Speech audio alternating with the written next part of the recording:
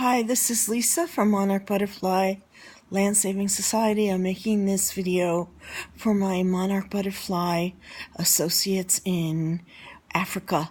The reason I'm doing this is because right now I'm kind of at a standstill for a lot of projects that are now underway or in the planning stages, and they have been really hard to put in place only because of lack of funding. There's just so much going out just for taking care of the grasslands, taking care of the conifer tree stimulation, taking care of the pollinators, the birds and the bees, and the gophers, taking care of the soil with the gophers, taking care of planting flowers to bring certain colors, taking care of the coastal wildlife so that we can develop wetlands and marshlands, taking care of the birds who are the migratory birds who do so much to regulate the climate.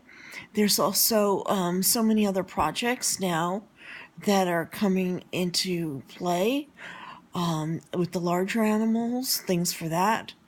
Water, how to get better water, working in the higher elevations, which costs money to get up there, going on a monthly basis to take care of all these projects, the grasslands, the flowers. When you bring in this color spectrum and a whole spectrum of color, you have much more from the creators above, the sun and the moon, because they attract, the spectrum attracts to its own like shaded color. So the more color you bring in, the more types of life. They're birds of different color, butterflies of different color, bees and bugs of different color. That's good to have a rainbow of color and wildflowers.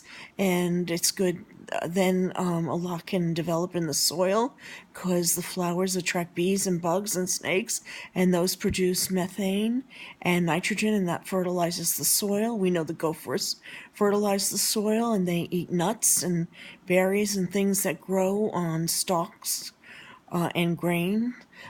So it's really good to start with like wild fields of grasslands and flowers in the wild open places because it brings in the insects. They fertilize with nitrogen and methane, which is a natural form of energy.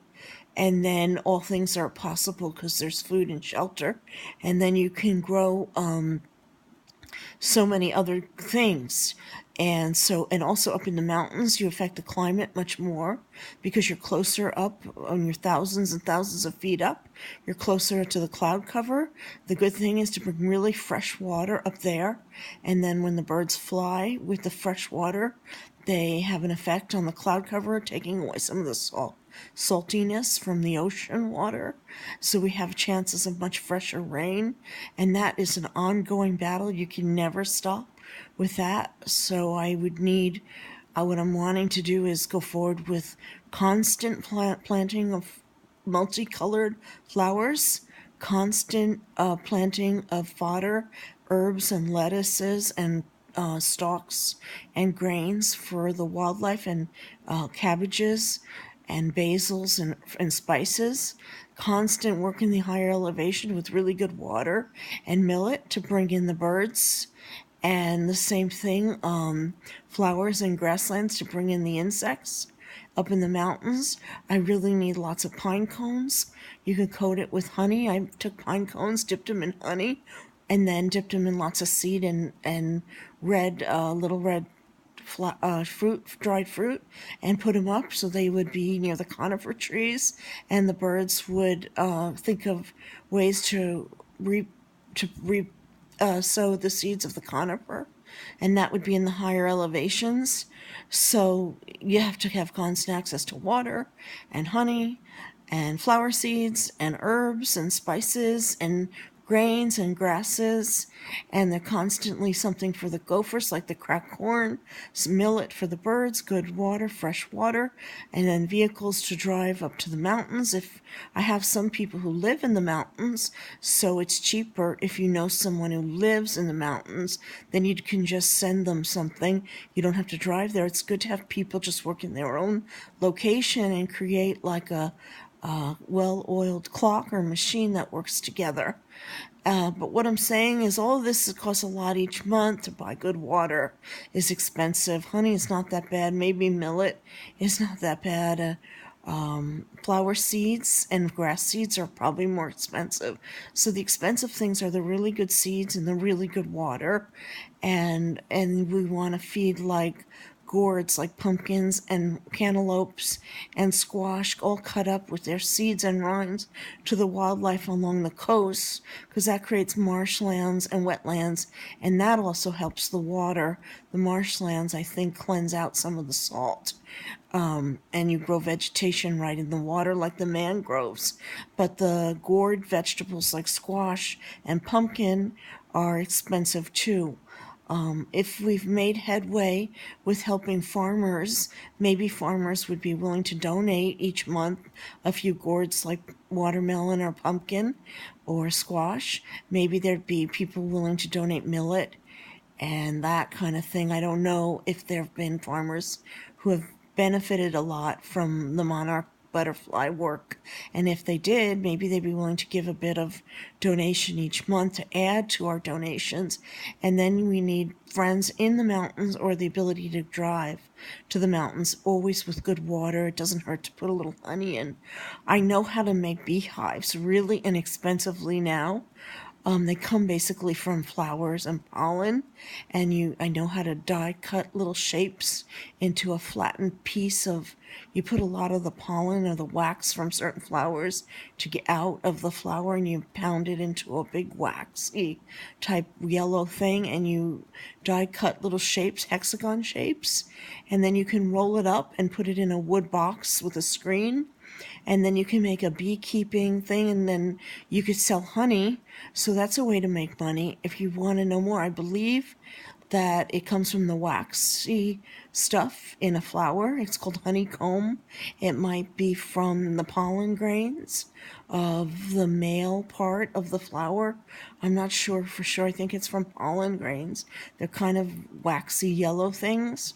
And then you can pound it, and it can be a pear blossom from a flower or a vanilla flower blossom. They can have different flavors. And then you take a little die that's the shape of a hexagon. You put little hexagon die cuts in the wax. So you cut that out. So it's waxy yellow substance with little cuts that have hexagon shapes. You roll it up, put it in a nice fragrant wood box like a cedar box or something, a really nice wood that it could be cheap wood or something nicer. Then a screen maybe on the bottom, and the bees can climb in through the screen, and they nest into these honeycomb shapes, these hexagon shapes, right in the pollen wax, and then I think they make honey. And so if you started doing that, if everyone can make honey at home, not only will you have honey in home that you could use to sweeten things, you could also then feed your birds and in good water honey, so they'll come and attract. The sweetening attacks the insects and the pollinators. They smell sweet stuff and they come. And also maybe you can make a little money if you sell the honey to the shops, say in the cities like Lagos or Nairobi or Abidjan and the places where we're working. Maybe you'll make a little money and be able to pay, of course, for yourself, but maybe pay some money that normally I send back into the environment to help buy the water and the flower seeds and the grass seeds and the grain seeds. So I'm giving you an idea to make money because I need pumpkins to be bought, flower seeds, grass seeds, grain seeds, and I need people to be able to travel to the mountains or the coast, and all that costs money. So if you can learn to make honey, and you could try different flavors, like instead of just making honey that anyone makes, try it from a flower that would be different, so it would have different flavor. In America we have pear blossom honey, and then there might be honey from different flowers that taste different. Maybe something from vanilla would be a really nice kind of honey. So there's always that idea. You might be able to make mustard from a mustard seed and get the waxy pollen from the mustard plant and make your own mustard. So these kind of things, and then always, I would say, use the hexagon shape. For some reason that's important. I read about it. People make soap from these things, and they have really nice smells. So if there's ways to make products and sell them, then you can make a little money, and at least buy the water and buy the grass seeds and the flower seeds. And I was thinking of a really good business would be to buy cotton seeds, and why not throw in the mix with all those seeds at home a cotton field, because then you could sell cotton into the places where they make clothes. Like they talk about Egyptian cotton sheets are really beautiful sheets. Hong Kong obviously uses lots of cotton to make textiles, and maybe we could somehow with the honey and with the cotton, start some kind of small business selling these products. The monarch butterfly way we plant things different than most farmers. It's a more wild way of growing. We use the wildlife. So it might do a really beautiful product. And I'm trying to find ways to make money so we could pay ourselves a wage, because I know I'm out of money, and I know a lot of people want to make a wage. And then they're willing, part of it is you have to be willing to donate some of the wage back to the environment to keep all the good stuff going. People could get children involved to cut the little things and do work, and then put things up, and you could fill your pockets, but you have to give something back. So I hope this video inspires people, and I hope we can make products like, and plant cotton, and figure out how to make honey from the wildflowers, and then we could go forward with and buy the good water, and then we could go forward with our monarch butterfly plan for the coming year. So let me know if you're interested. Thanks.